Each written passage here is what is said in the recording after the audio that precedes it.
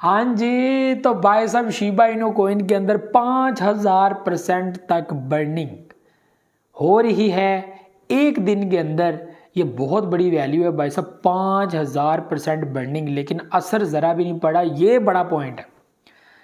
इतनी बड़ी अपडेट इतने बड़े पैराग्राफ के ऊपर लिखी गई है, उसके ऊपर ज़बरदस्त किस्म की हेडलाइन कि शिबा इनु कोइन 5000% यहाँ पे बर्न हुआ है और एक बर्न वैल्यू यहाँ पर गई है। बड़े लेवल पे आप लोग देख भी सकते हैं। ये सारी चीज़ें जो है वो उन्होंने अवेलेबल की हैं।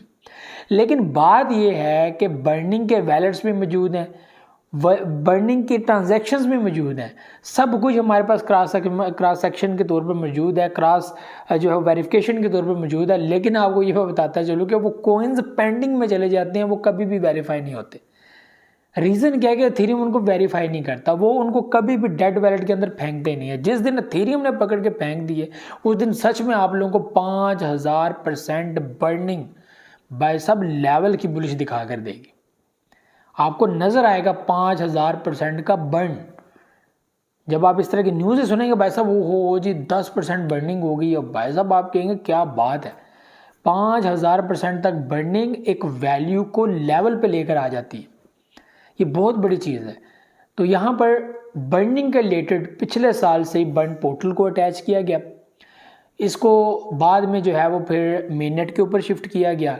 अभी ये है कि आप लोग जो है वो उस प्लेटफार्म के ज़रिए जो है बर्निंग कर सकते हैं, बर्निंग होती भी है, लेकिन इसको एक्सचेंज के अंदर एज एल्गोरिथम आप लोगों ने अभी तक अटैच नहीं किया।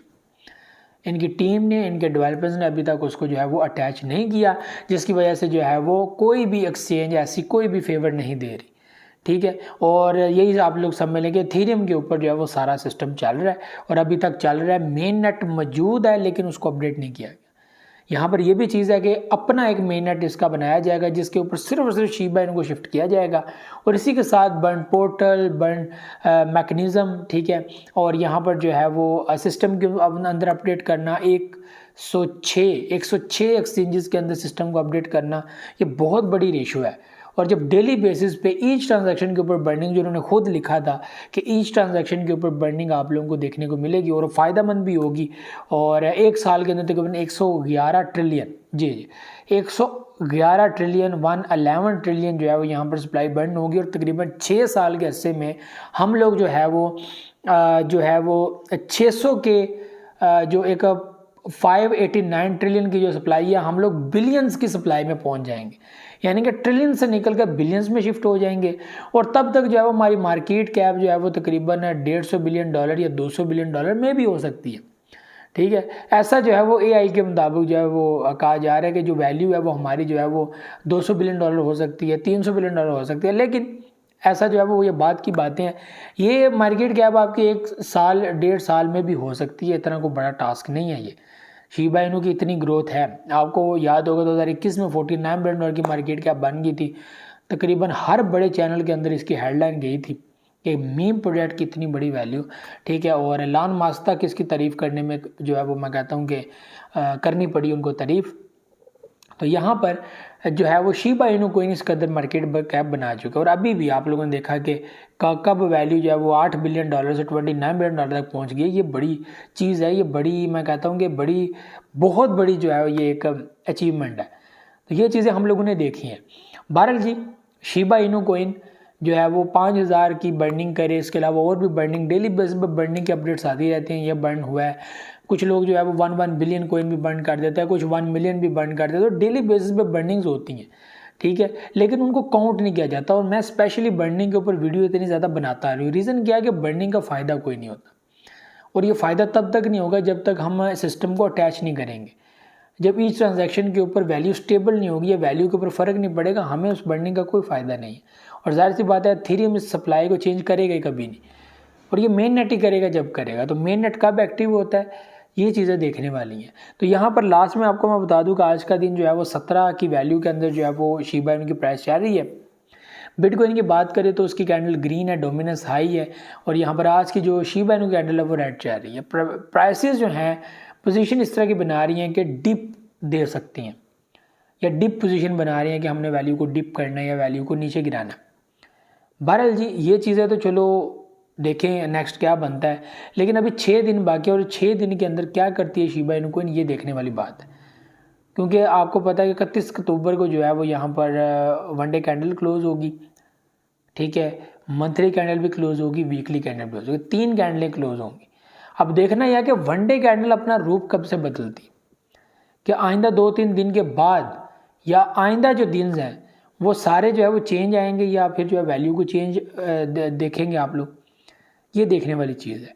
तो अपने आप को ज़रा एहतियात में रखिएगा, टेंशन परेशानी वाली बात नहीं है, संभालिएगा कंट्रोल अपना पूरा मार्केट के ऊपर, और घबराना बिल्कुल भी नहीं, टेंशन नहीं लेनी, पैनिक सेलिंग नहीं करनी, ये बहुत बड़ी गलती है जो हर बंदा करता, नहीं करनी। ना तो लालच करना है और ना लालच में आना है, ठीक है, थोड़ा कमाना है लेकिन सुथरा कमाना है, ये अपना माइंड सेट बना लो कि दिन में 1000 रुपये ही कमाओ, लेकिन भाई साहब उस 1000 को अपनी जेब में रखो भी, ऐसा नहीं उसको डबल करने के लिए वो 1000 भी गवा दो और जो तूने इन्वेस्ट करके कमाया 1000 जिससे वो भी कमा दो।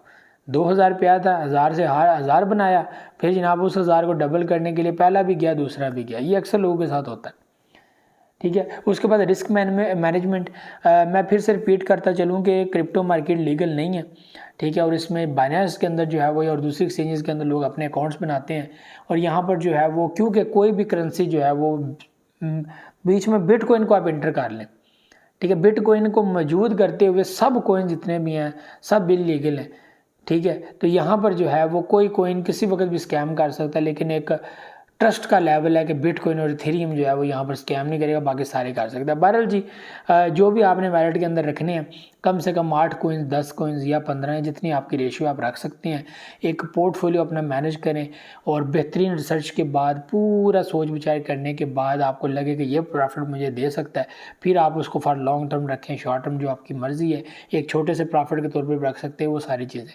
लेकिन देखना यह कि वो आपको फ़ायदा देगा या नहीं देगा, ठीक है। अगर आपको फ़ायदा देगा तो उस हिसाब से आप लोगों ने जो 8-10 जितने भी कॉइन्स अपने पास रखने हैं, तो इसका ये फ़ायदा होता है कि रिस्क मैनेज हो जाता है।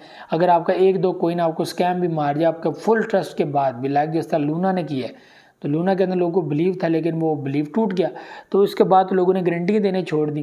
तो इस तरह की चीज़ें हो सकती हैं, किसी भी बड़े प्रोजेक्ट के अंदर हो सकती है, किसी भी ऐसे प्रोजेक्ट के अंदर हो सकती है जिसके अंदर आप लोग 100% ट्रस्ट करते हैं, तो यहाँ पे गारंटी किसी की भी नहीं दी जा सकती। तो ये चीज़ें अपने माइंड में रखें, तो इससे क्या होता है कि अगर आपका एक प्रोजेक्ट लॉस भी कर जाए तो बाकी प्रोजेक्ट आपका लॉस कवर कर जाते हैं। यहाँ पर मीम भी परचेज़ करें, उससे ऊपर वाले भी करें, उससे ऊपर वाले भी करें और उससे ऊपर वाले भी करें, तो इस तरह अपना पोर्टफोलियो मैनेज करें। कभी भी सेम प्राइस वाले प्रोजेक्ट परचेज़ नहीं करने चाहिए, डिफरेंट वैल्यू वाले जो है प्रोजेक्ट परचेज करने चाहिए, मीम भी लें दूसरे प्रोजेक्ट भी लें।